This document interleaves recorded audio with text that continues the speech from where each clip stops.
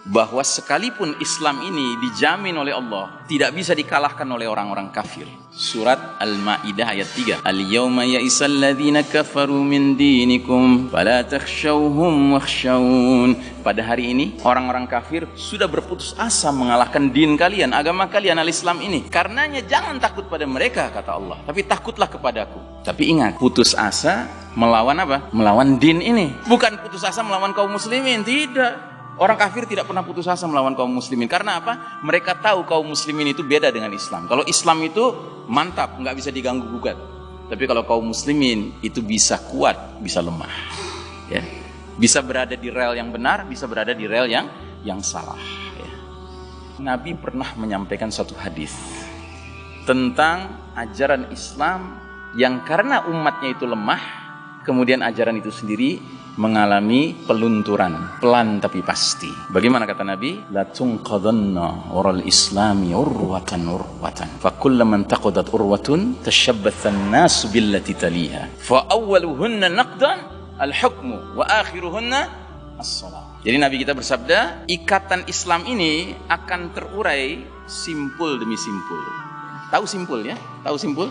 Simpul tali. Nabi menggambarkan Islam ini seperti kumpulan ikatan yang sudah mantap, tapi dia bisa terurai. Dan kalau dia terurai itu simpul demi simpul, satu demi satu. Setiap satu simpul terurai, manusia bergelayutan pada simpul berikutnya. Itu terurai, simpul berikutnya. Itu terurai, simpul berikutnya. Nah, urutannya bagaimana? Yang paling awal akan terurai adalah urusan hukum, dan yang paling akhir terurai adalah urusan salat. Nah, semenjak runtuhnya tatanan Islam, sistem iman dan tauhid tahun 1342 Hijriah, persis 100 tahun dari kita sekarang pakai kalender Hijriah, apa yang terjadi? Di negeri-negeri kaum muslimin yang paling awal berubah adalah hukum. Tadinya hukum Allah yang berlaku, mulai hukum sekuler yang berlaku. Dan yang lebih menyakitkan, hukum yang berlaku seringkali adalah hukum mantan penjajahnya.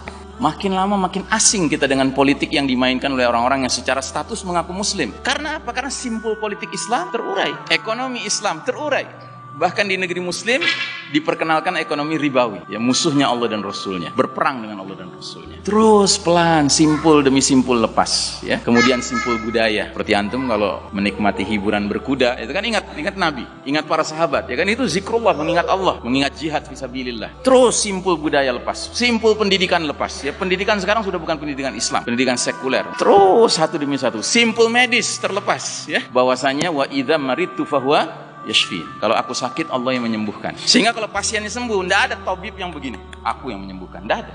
Dia kembalikan kepada Allah. Dan tidak ada pasien dulu yang menganggap tabib itu segala-galanya. Tidak. Dia tahu tabib cuma berupaya saja.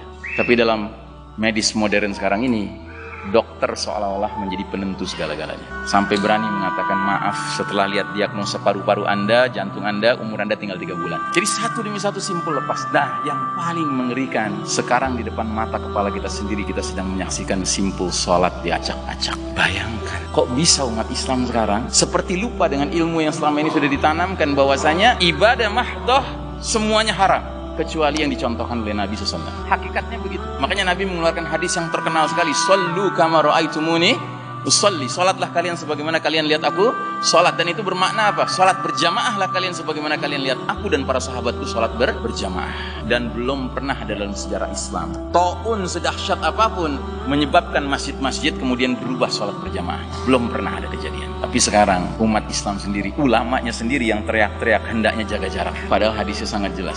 Tutuplah celah-celah di antara kalian. Celah-celah itu menjadi tempat bercokolnya siapa? Syaitan. Furujatin lisyaitan, ya, menjadi tempat syaitan. Jadi sekarang masjid-masjid itu menyediakan tempat, dikasih tanda syaitan di mana posisinya. Ya toh? Dan Nabi pernah sholat, sahabat berjarak sedikit saja. Setelah itu Nabi bilang, aku tadi lihat ada anak domba, syaitan anak domba di celah kalian. Sekarang celahnya besar, bukan anak domba lagi, sekeluarga domba hadir di situ. Suami, istri, anak, mertua, mantu, cucu, semuanya hadir.